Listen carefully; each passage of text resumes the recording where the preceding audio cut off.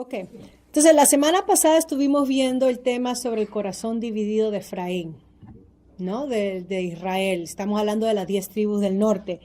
Y vimos cómo Dios expuso la maldad, la iniquidad, el pecado de Israel, que los lugares que se mencionan acá como Baal-peor, Gabá, eran lugares donde se hacían sacrificios a los Baales. Y el primer lugar donde se ofreció representación de imagen de Dios, recuerdan con Aarón en el Sinaí, cuando Moisés sube a recibir las tablas de la ley, la primera vez, y se demoró 40 días, 40 noches allá arriba en el Sinaí recibiendo la ley de Dios. Dice que el pueblo decía, ¿y cuándo va a venir? ¿No? O algo le habrá pasado. Entonces le pidieron a Aarón que le haga imagen que represente a Dios, a Jehová. Y claro, el mandamiento número 2 venía diciendo, no haréis imagen de Dios ni en el cielo, ¿no? Ni las cosas que están en el cielo ni en la tierra. Entonces, en Éxodo 32, eso hice referencia la semana pasada, se hizo estos becerros de oro, estos dos becerros. Bueno, a Israel estos dos becerros de oro lo ha venido acompañando y es un símbolo, una representación de su idolatría. Que lo que quizás empezó algo inocentemente, vamos a representar a Dios en algo, porque necesitamos un visual, ¿no? Y ellos haciendo el becerro de oro, Dios condenó eso. Han venido con Jeroboam 1, también hizo los dos becerros de oro, uno lo puso en Dan, otro en Betel, para que el pueblo no baje a Jerusalén a adorar. Entonces, en eso hemos estado hablando, nos quedamos en el versículo 5 y ahí vimos los verbos sobre la maldad que se hizo en Gilgal, la perversidad de sus obras, y dice entonces al final, no los amaré más, ¿ok? Todos sus príncipes son desleales. Eso lo vimos en el capítulo 5 y 6, como desde los sacerdotes hasta los reyes se habían corrompido. O sea, el liderazgo, en vez de dar ejemplo de regresar a Dios, como lo hizo una vez Nehemías y Esdras, de hablar la ley, de poner la ley, se habían dedicado a mezclar o a tener un sincretismo, ¿no? A mezclar la verdadera adoración a Dios con los Baales. Eso es lo que ya hemos visto. ¿Ok? Entonces, versículo 16, lo que ellos esperaban que a través del culto promiscuo, porque había sexualidad en sus cultos, habían rituales de prostitución y sexualidad, ellos pensaban que a través de esos cultos cananeos iban a traer más fertilidad.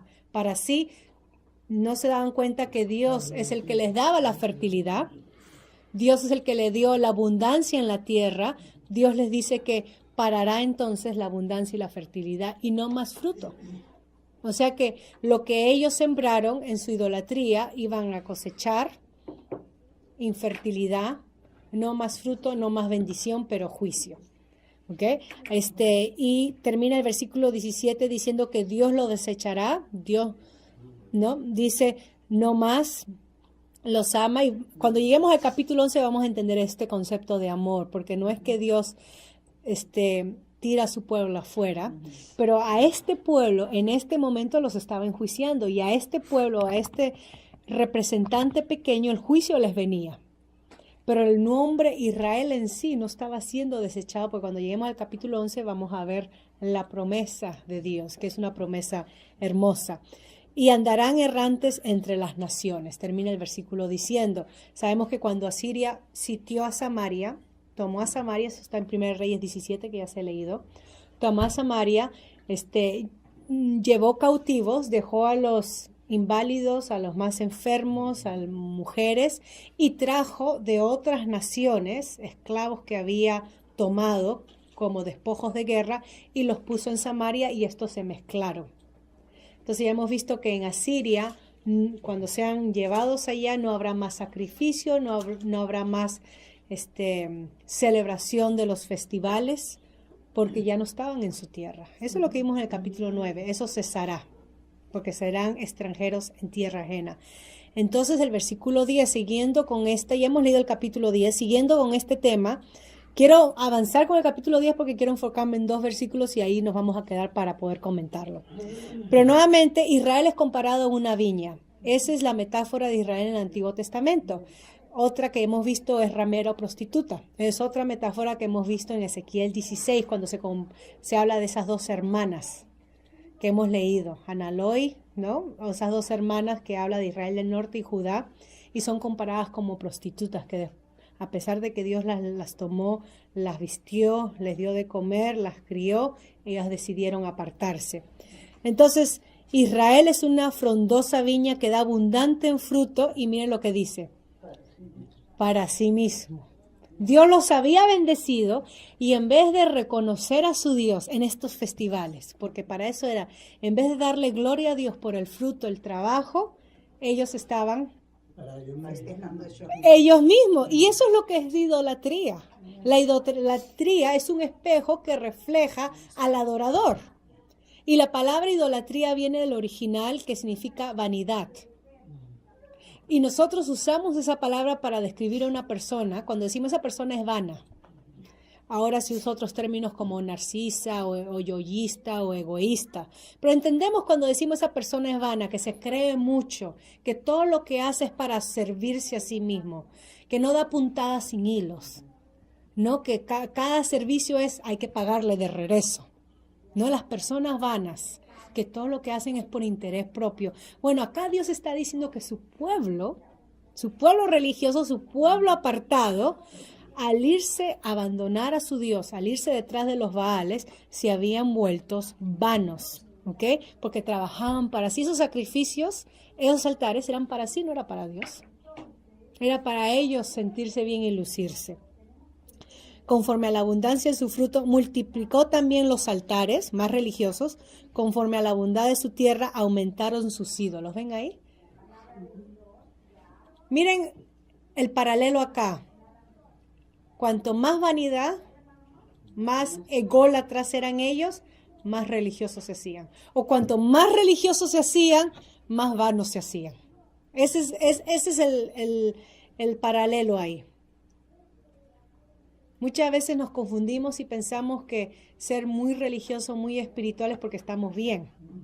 Y acá a Israel Dios les está jalando las orejas a través de Oseas y les está diciendo, están mal. Porque no eran sinceros. Porque no eran sinceros y no lo hacían para Dios, lo hacían para ellos lucirse. Interés personal. Interés personal. En Hechos capítulo 5 tenemos el primer ejemplo de la iglesia, Ananías y Zafira, que vieron que como los hermanos vendían sus propiedades y daban a la causa de la obra, porque había habido pobres en ese tiempo.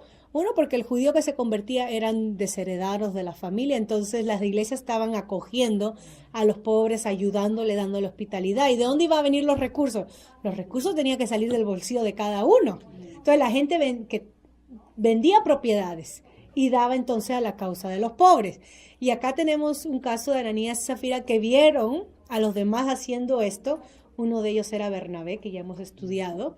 Y ellos dijeron, nosotros no podemos quedarnos atrás. También tenemos que hacer lo mismo. También tenemos que contribuir la causa, pero para que nosotros seamos vistos y no para Dios. Entonces vendieron su propiedad en un X de monto, pero ellos dijeron, vamos a quedarnos con tanto. Y vamos a decir que todo lo que estamos dando es todo de la propiedad. O sea, mintieron. Y cuando Pedro encara entonces al hombre, ustedes lean después en el capítulo 5, y le dice, ¿no era eso tuyo y podías hacer lo que te da la gana con tu propiedad? Acá no estamos hablando de un comunismo donde la iglesia le puso el cuchillo a los creyentes o la pistola a los creyentes diciendo, hagan esto porque hay que hacer esto. No había demandas, nada. La gente dice, voluntariamente los creyentes eran tocados y es como mostraban su amor. O sea que dentro de eso había grupos que no participaban, una porque no tenían o porque no había, quedaron X, ¿no? Pero ellos decidieron ser parte del grupo para que ellos sean vistos y al final terminaron engañando a Dios. Pero a Dios nadie puede ser engañado y por eso sucedió lo que le sucedió. Dios les mandó juicio inmediato. Los dos murieron, automáticamente cayeron muertos y eso es indicación del juicio de Dios sobre los creyentes. Entonces, acá vemos a Israel aumentando, capítulo 10 de Oseas. Carmencita, ¿se puede sentar acá con nosotros? Venga. Oseas capítulo 10, aumentando en obras, en sacrificios y holocaustos, y Dios les dice, eso no es para mí, son vanos, eso es para ustedes. ¿Qué? Lo mismo que los fariseos y los dando sus ofrendas en el altar, dando sus cheques gordos, y cuando Jesucristo les dice a los discípulos, miren, y todo el mundo, wow, cómo da, Jesucristo dice, eso no están dando para eso, están dando para que la gente los vea. Pero ¿saben quién realmente está dando? Miren esa viuda, 2 pennies. Dio lo que tenía, todo lo que tenía. Esa Dios la acepta, porque para Dios no es la cantidad, porque Él es dueño de todo. ¿Qué le van a hacer a Dios $1,000,000 y 2 pennies? Nada. Es basura para Dios, pero es la intención del corazón y la forma como le decimos al Señor, tú eres mi sustento y no este $1,000,000 acá. Tú eres mi seguridad y no mi pensión. Tú eres el que me sostiene y no mi casa. O sea, nuestra seguridad y nuestro sustento no está en lo material. Por eso que la viuda pobre no le costó dar lo último que tenía de su sustento, porque su sustento no era las monedas o el dinero, era su Dios que le iba a proveer. En cambio, los otros daban de los que les sobraba, porque el sustento era lo que tenían en la billetera, no Dios, a pesar de que eran religiosos. Entonces acá tenemos a Israel aumentando en ídolos, aumentando en altares, ofrendas, todo esto, y Dios dice, es para ellos mismos, el show de ellos. Versículo 2, y de ahí tomé yo el tema del corazón dividido. Está dividido su corazón. Ahora serán hallados culpables. Jehová demolerá sus altares, destruirá sus ídolos. Juicio. En el libro de Hebreos tenemos las mismas amonestaciones dadas a creyentes de que si no andamos, cuando se habla de fe, en el libro de Hebreos, fe es sinónimo de obediencia. Si no andamos obedeciendo a nuestro Señor, pero mostrando o haciendo una parada, un festival de nuestra fe, de nuestra espiritualidad, trayendo atención para nosotros, estamos siguiendo el ejemplo de Israel. Caemos de su gracia, es la palabra que se da. Y juicio es lo que queda. Y sí, el mismo libro de Hebreos dice que Dios ama a sus hijos y los disciplina. A los suyos. Los que no son suyos, pero a los suyos los disciplina. Y vamos a ver acá lo que es la disciplina. Seguimos, a sus ídolos destruirá. ¿Ok? Entonces, lo que ellos dicen, este es el argumento de ellos, versículo 3, no tenemos rey porque no temimos a Jehová. ¿Y qué haría el rey por nosotros? Realmente nada. Ellos le dijeron a Samuel, queremos rey como las demás naciones. 1 Samuel 7. Y Dios le dijo a Samuel, tú no te preocupes, a ti no te descartan, me descartan a mí, ¿no? Si ustedes leen 1 Samuel. Y ahora que están en todos estos tumultos que han tenido 6 reyes en un periodo cortito de 20 años, o sea, ningún gobernante les ha durado como antes le duró 40, 20 años, es un pueblo sin brújula, no sabían para dónde andar, ¿okay? Errantes en un sentido, porque se habían ya abandonado espiritualmente y habían dejado a su Dios. ¿Okay? Entonces, en vano, versículo 4 habla de en vano, la vanidad de sus palabras. ¿Okay? Y es por eso que dice, el juicio florecerá como ajenjo en los surcos del campo, que el juicio es eminente para Efraín de acá, eminente, les viene. Asiria ya está a la puerta tocando, viniendo con su batallón. ¿Okay? Y miren entonces el versículo 5, otro lugar que se menciona. Las becerras.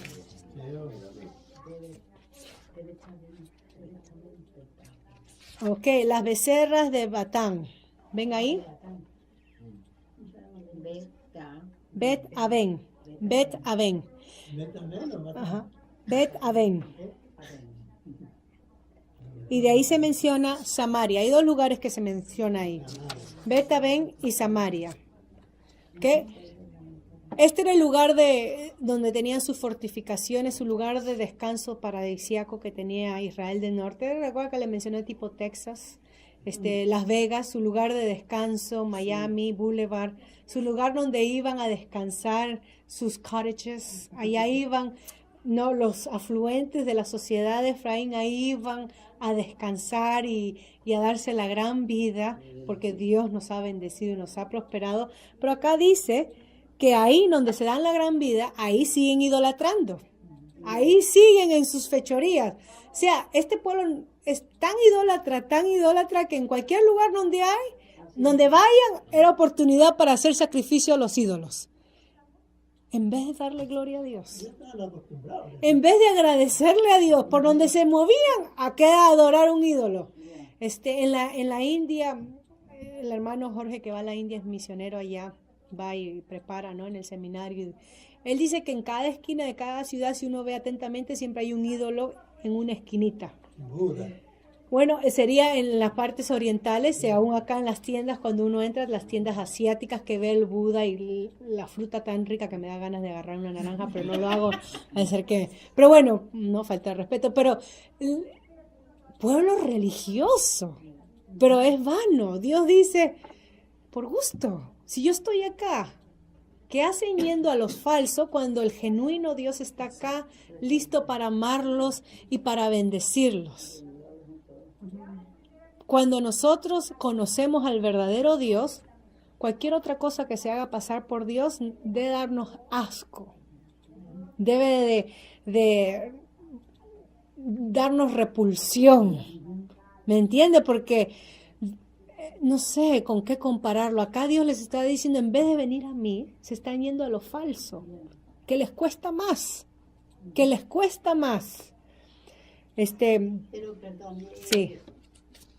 Dios en su misericordia, ok, a él se estaba soportando y ellos seguramente habían puesto su fe en los ídolos y todo, y nunca cualquier cosa que les llegaba, bendición, algo bueno, lo bueno, A los ídolos. se lo ponían a los ídolos. A los ídolos. Conocían que era Claro. Dios. Nada diferente de nosotros, ¿ah? El trabajo que yo tengo es gracias a mis esfuerzos. La posesión. Nada diferente. Cuando la gente nos alaba y nos dice buen trabajo, gracias por... Es que yo soy. Y le quitamos la gloria a Dios. Entonces nos egolatramos. Nada diferente. Nada diferente. Entonces la línea es bien delgadita. Podemos confundirnos. Que si tenemos el trabajo, que si tenemos el conocimiento que tenemos, porque Dios nos ha bendecido con eso, y a Él hay que darle la gloria, aun si nuestra refrigeradora está llena, porque compramos las cosas en abundancia, porque sale de oferta la carne, y es mejor gastarse $200 en carne y llenar la refri. A pesar de eso, nuestra oración diaria debe ser gracias por los alimentos que tú nos das, porque a pesar de que mi refri está llena para un mes, de carne y de todo, tú me diste la fortaleza física para poder trabajar. Tú me diste, eres tú Dios. Pero cuando nos atribuimos a nosotros la gloria, gracias a mí tienes ese trabajo, gracias a mí vas a la universidad. Padres, caemos esto con nuestros hijos. Es muy común este lenguaje de los padres. Y sí, yo entiendo que uno lo hace para que los hijos nos reconozcan. Pero no debemos de enfocarnos más que reconozcan primero a Dios, porque cuando nuestros hijos reconocen primero a Dios, buscan entonces de Él su voluntad, su palabra, y ahí se van a dar cuenta que parte de adorar a Dios y obedecer a Dios es honrar a sus padres. El salto no es grande, si yo amo a Dios y lo reconozco en todas las cosas, entonces su palabra me instruye y ella me dice, honra a tus padres, no importa cuán malos o cuán desgraciados, o cuán violentos, o quién sea tu padre y tu madre. Si te hubieran abandonado, la palabra dice, honra a tu padre y a tu madre. Es bíblico. Pero muchas veces los padres tenemos temor que nuestros hijos no nos honren, entonces le sacamos en la cara, ¿no? Tenemos esta maña de decir, si no fuera por mí, no tuvieras esas zapatillas, el iPad, y le sacamos la lista a nuestros hijos, y lo que hacemos es fomentar resentimiento, amargura y cólera, porque así no me quiero relacionar contigo. Es lo que hacemos, ¿no? Entonces hay que fomentarles, tú tienes eso porque Dios nos provee esto. Es Dios, hay que darle la gloria primero. Israel se había olvidado. Yoconda, tal vez me salga un poco de lo que estamos hablando, pero al comienzo dijiste vos que el segundo mandamiento fue que donde dice no tendrás otro Dios más que a mí, y que no se tiene que hacer imágenes de una cosa y de otra. Y en estos pueblos así como la India, que tienen un montón de dioses, y no solamente dioses que sean con apariencia humana, sino que ellos adoran a la vaca, adoran a la serpiente, a las ratas, a las cucarachas, Imágenes de todo tipo. De todo tipo, ¿no? No, y estaba comprando, esos son lugares o ciudades ya de muchos siglos. Sí, sí. Y estaba mirando yo así por encimita, mas no ha podido profundizar porque no tengo dónde leer más sobre eso, ¿no? El padre de Tutankamón se llamaba Akenatón. Este idioma lo aprendí. Ese nombre suena medio raro. Este señor, este faraón, digamos, en el tiempo de él, fue uno, o tal vez el primero que empezó a luchar por tener un solo Dios. No lo logró porque después se nota que siguió, ¿no? Pero hasta lo que él pudo luchar por un solo Dios, dice que este señor luchó ¿verdad? Para que fueran, ¿cómo se dice? Monoteístas, ¿no? Sin embargo, él no lo logró porque después vemos que siguió. Sí. Y la cosa es que acá estamos hablando del pueblo de Israel donde Dios reveló su voluntad a ellos. Dios les dio de su ley.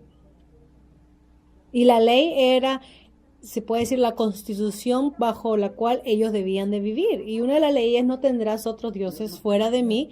Y otra es no harás imagen de mí, o sea, representación. No se te ocurra ser artista y dibujarme. No seas Picasso ni Michelangelo y no me dibujes, no me representes. Porque eso va a quedar corto de lo que es Dios, porque Dios no es una cajita ni un dibujo, por más hermoso que sea el arte. Dios es trascendental y va más allá de lo que nuestra mente pequeña puede imaginar, ¿no? Entonces, este es el pueblo de Dios.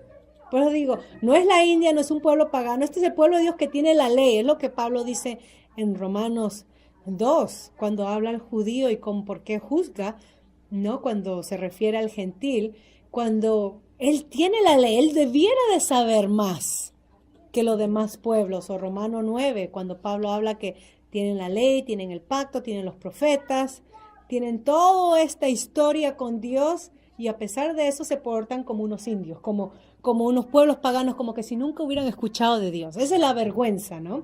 De lo que llama. Miren lo que dice, porque ahora se menciona Samaria, y Samaria era la capital de ellos.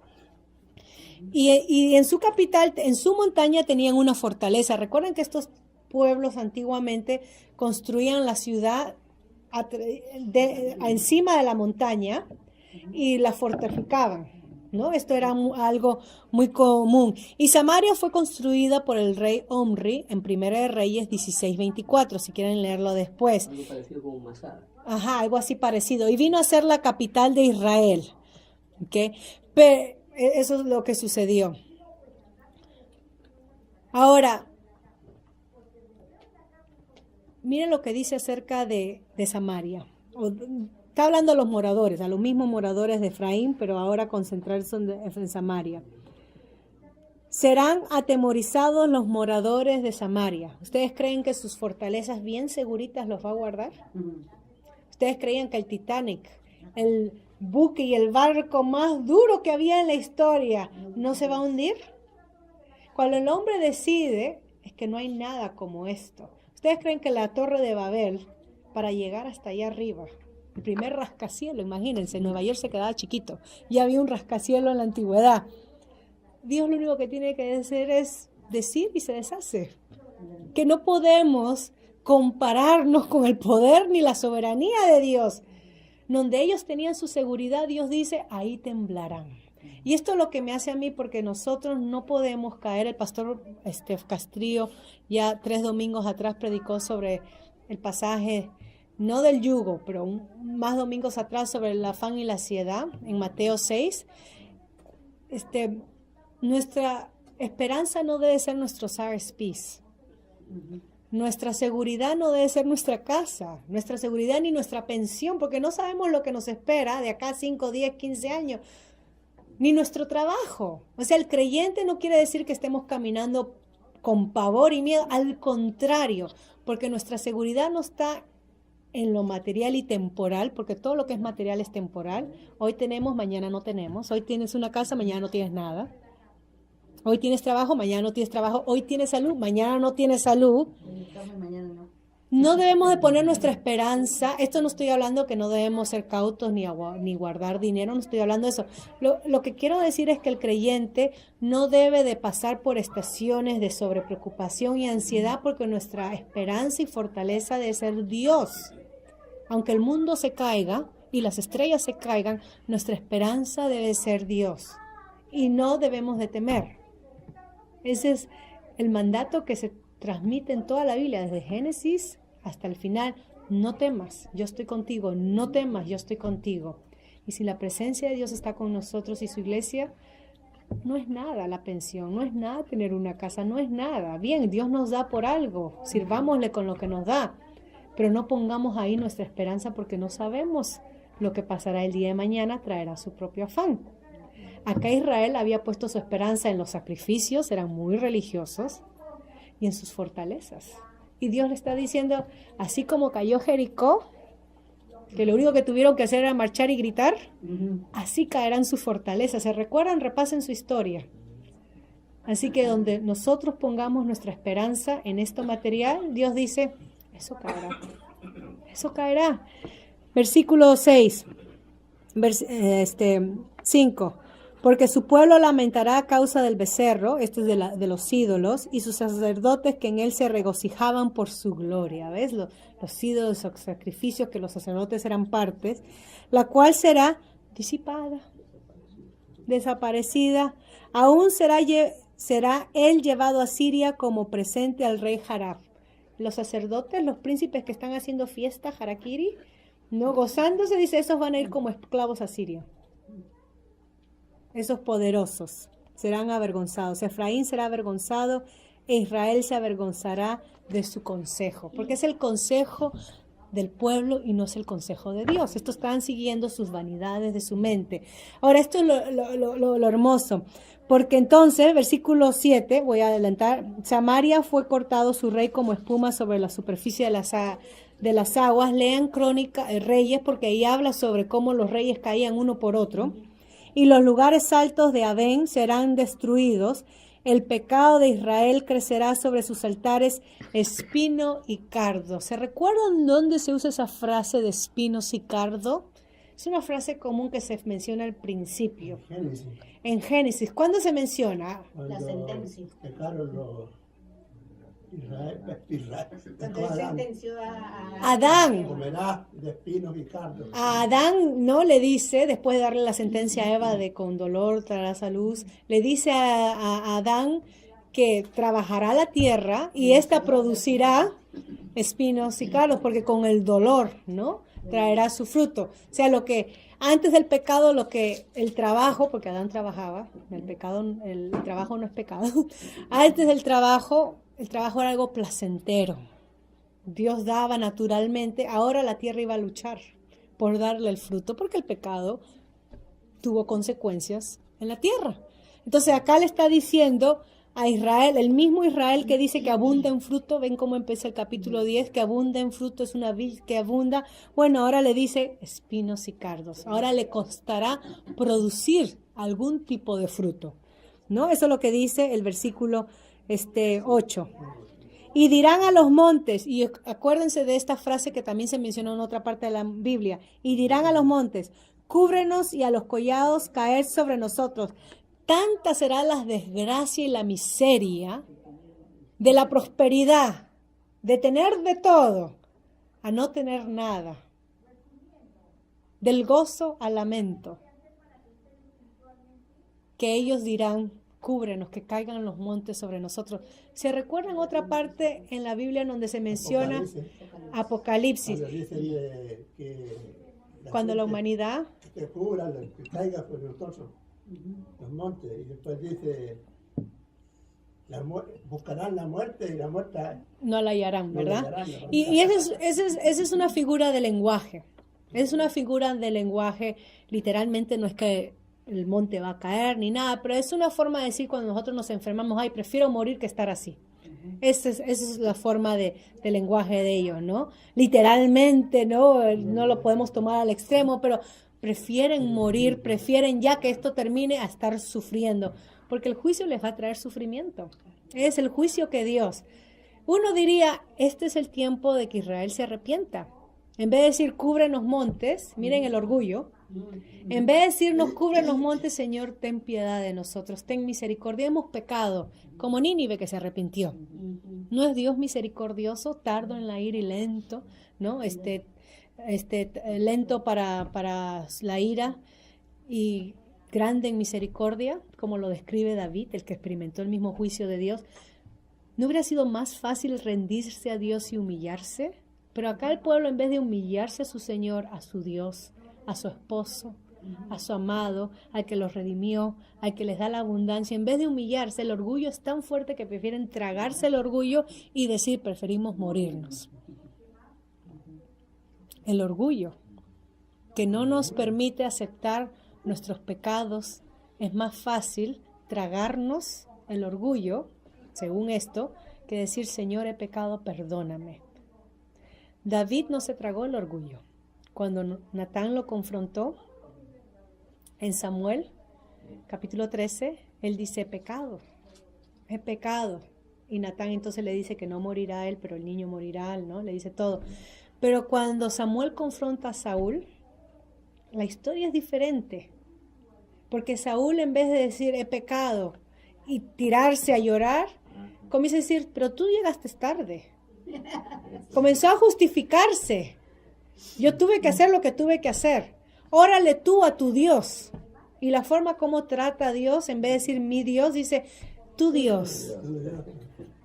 Y después va y busca a la bruja, ¿no? Para que cuando Samuel muere, para que le traiga a Samuel de vuelta y le diga lo que tiene que hacer.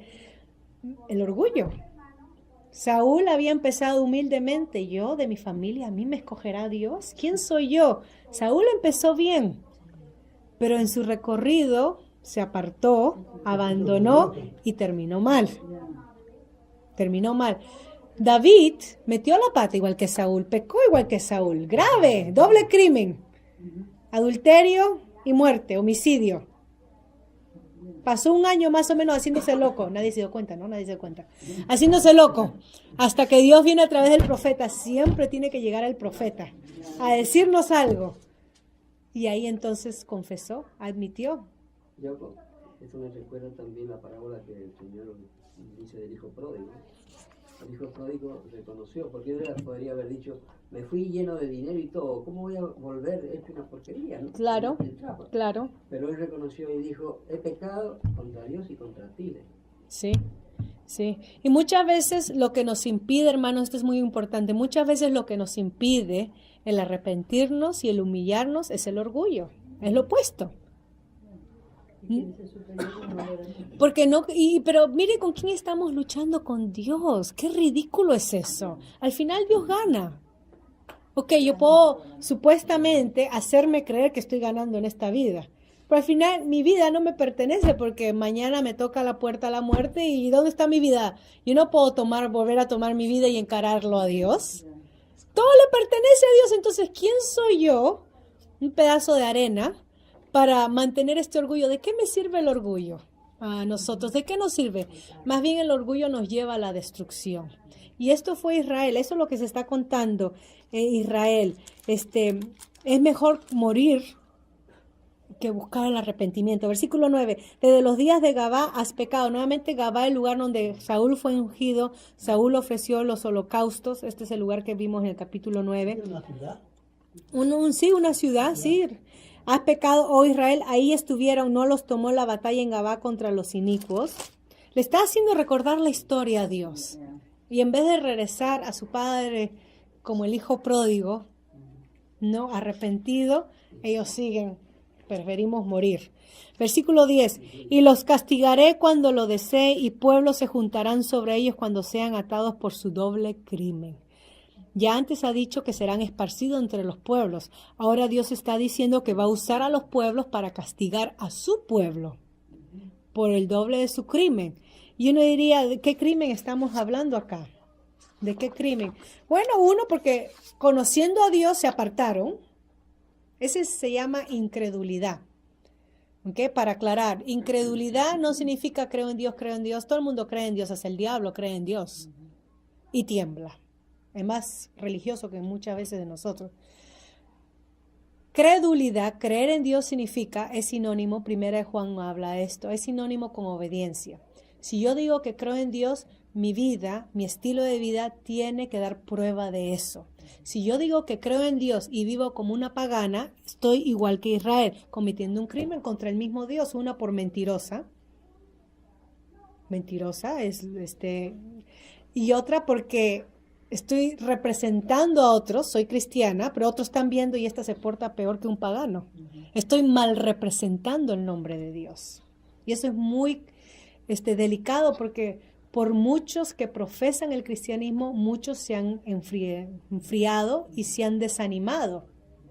Y nuestro Señor Jesucristo, cuando habló de desanimar a los más débiles o a los más pequeñitos, dice que es mejor atarnos una piedra y tirarnos al mar. Es mejor sufrir físicamente. Nosotros diríamos, es mejor que tengas cáncer a que desvíes a uno de mis hijos o a uno que está ahí interesado, pero por tu testimonio se pierde. Imagínense decir, es mejor tener cáncer que hacer eso. Esa es la seriedad del asunto con la que habló nuestro Señor. Doble crimen. Versículo 11. Efraín es novilla domada que le gusta trillar.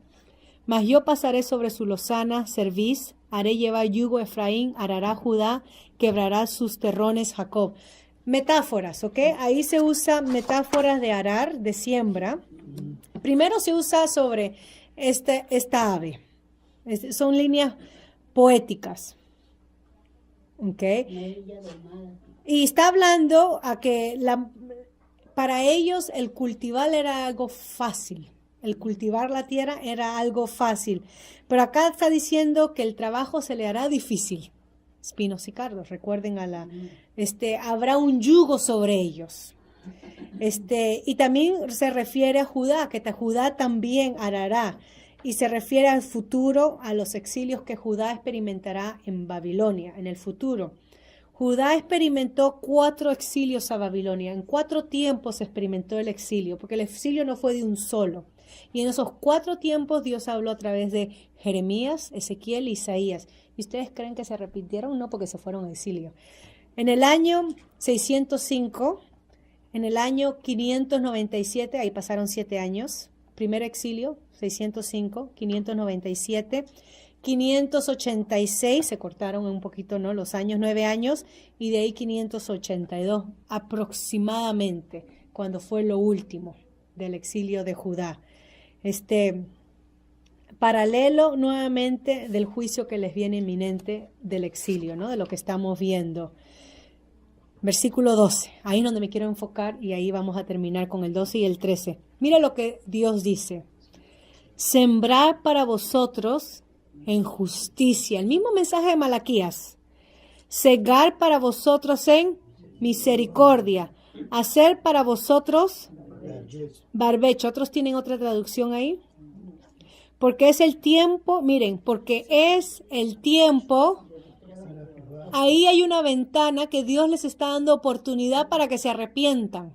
Es el tiempo de buscar a Jehová hasta que venga y os enseñe justicia. Sembrar justicia. ¿Qué es sembrar de acuerdo a la bondad? Esto está lleno de juicio, ¿no? Acá Dios está invitando a su pueblo a que regresen a Él. En vez de pedir que los montes se caigan, ¿por qué no me buscan a mí? Es lo que Dios les está diciendo a través del profeta, ¿no? Que regresen a Dios. Es la idea. Y acá justicia, la palabra en el hebreo es una palabra muy común, es geser, que significa lealtad del pacto. O sea, que sean obedientes al pacto que ellos mismos juraron en el Sinaí, que obedecerán a Dios cuando se casaron, se puede decir, con Dios, las nupcias. Miqueas 6:8, también se predicó sobre eso el pastor Castrillo. Tenemos un corito. Eso que habla, ¿qué requiere, oh hombre, Dios de ti? Que busquéis misericordia, que améis la justicia, ¿no? Que habla de eso. ¿Alguien lo puede leer? Miqueas 6:8, para poder refrescarnos la memoria. Entonces acá está diciendo que se arrepientan. Es lo que Dios les está diciendo al pueblo, que se arrepientan. Miqueas 6:8, que es una referencia a este pasaje. Se usa la misma palabra de justicia, ¿no? Que está hablando de lealtad del pacto. Miqueas 6:8, un poquito más adelante, está ahí entre los libros escondiditos. Sí, gracias, hermana. Si puede leer. Sí. Oh hombre, él te ha declarado lo que es bueno y que pide Jehová de ti, solamente hacer justicia y amar misericordia y humillarte ante tu Dios. Hacer justicia. Y humillarte ante tu Dios. Hacer justicia, amar la misericordia. Recuerden que la misericordia es cuando respondemos a otros no con lo que se merecen, sino con lo que no se merece. Misericordia, eso es lo que vamos a hablar en el taller del perdón. Y humillarte. Israel, altares, sacrificios, abundancia, más religión, más altares, más sacrificios, que voy a traducir a nuestro lenguaje, más cultos, más ocupados, más obras misioneras, más misiones. No estoy hablando que los altares son malos porque Dios los mandó. Pero cuando hacemos eso separado del amor de Dios y buscar la misericordia hacia nuestro prójimo y ser humildes en nuestra actitud, volvemos a hacer lo mismo que Israel. Llenos de programas, nos podemos reunir todos los días en la iglesia, llenos de misiones, traer ofrendas gordas, ser religiosos hasta por gusto. Y Dios dice, eso me da asco. Isaías capítulo 1 leímos, eso me da asco. Lo que yo quiero es esto de ustedes, que con sus altares, a Dios, no a los Baales, que con su adoración y su ofrenda vivan así. O sea, acá venimos a Dios y ofrendamos, contribuimos a la obra misionera, todo eso es bueno, pero si eso no es evidenciado o probado con una vida que ame la justicia, su palabra nos muestra lo que es justicia, busque la misericordia y se humilla ante Dios diariamente, si nuestra vida no caracteriza eso, estamos perdiendo tiempo. Por gusto, porque todo lo que hacemos es para mí, es ególatra, es vano. Estamos siendo como los fariseos dando el cheque gordo para que la gente nos mire. Haciendo mucho bulla, mucho espectáculo cuando Dios no está acá. Es para nosotros, para masajearnos el ego. Eso es lo que Dios pedía de su pueblo y eso es lo mismo que Jesucristo le dijo a los fariseos. ¿Se recuerdan? Ustedes que diezman hasta el comino. Imagínense que lo que conocemos de artes culinarios, el ingrediente polvo, ¿no? El orégano, el comino, la menta, todo lo orégano, pero se olvidan de lo más importante que Dios requiere. Y esto lo mismo se lo dijo Samuel a Saúl. Dios no se complace de los sacrificios ni de los holocaustos, porque obedecerle a Él es mejor y más que sacrificio de holocausto. Y amar la misericordia, seguir la justicia y humillarnos ante Él, esa es la manera en que le obedecemos. Esa es la manera en que nuestra vida dice, amamos a nuestro Dios. Es lo que Jesucristo le dijo a los líderes religiosos, es lo mismo que nos dice a la iglesia, es lo que le dijo a la iglesia en la Odisea. Tú eres rica, te crees rica, te dices que eres rica. Retiros anuales, llenos de programas, misiones por aquí, misiones por allá, pastor de jóvenes, pastores, llena de todo. Pero cuando ve, dice, pero eres pobre y miserable. He aquí yo estoy a la puerta y llamo. Y ni siquiera Jesús estaba en medio de todo eso. Mucha bulla, mucho teatro, y Dios no era parte de eso. Me imagino que podemos aplicar que les faltaba esto. Habían perdido su amor. Su primer amor, como le dice a Éfeso, por Dios. Israel había abandonado su Dios. Es el tema, corazón dividido. Terminamos entonces el contraste, versículo 13. Entonces, en vez de seguir esto, justicia, misericordia, humildad, habéis arado, y esta es la metáfora, ¿okay? Habéis sembrado impiedad y segasteis iniquidad, comeréis fruto de mentira, tira de mentirosos, porque, y acá está la causa, ¿quién puede leer eso juntos? Confiasteis en tu camino y en la multitud de tus valientes. Miren dónde estaba su fe. La fe estaba en lo que ellos hacían y no en Dios. Cuando la iglesia pierde su brújula, nuestra cabeza es Jesucristo, no es el pastor, Es un siervo que Dios pone para alimentarnos, dirigirnos.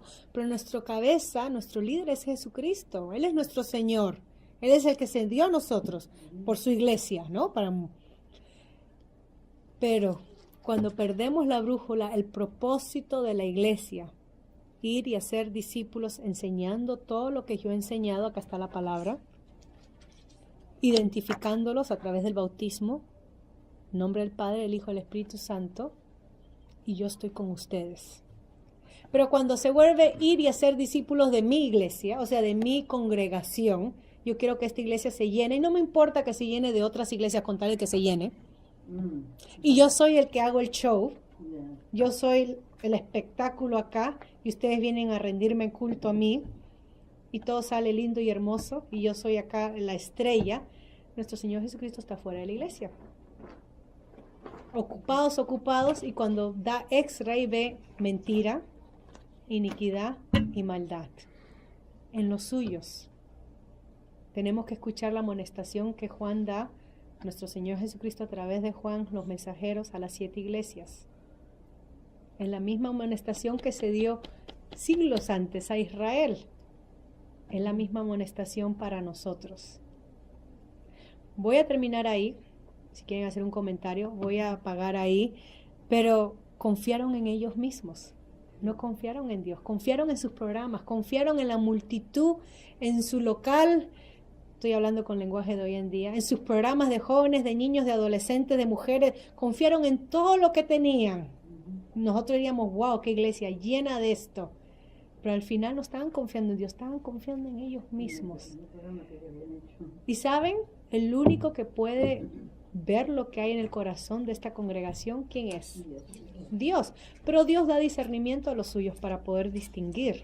Gracias a Dios por su Espíritu Santo, ¿verdad? Que nos da el discernimiento para poder distinguir. Termino entonces ahí para poder conversar y voy a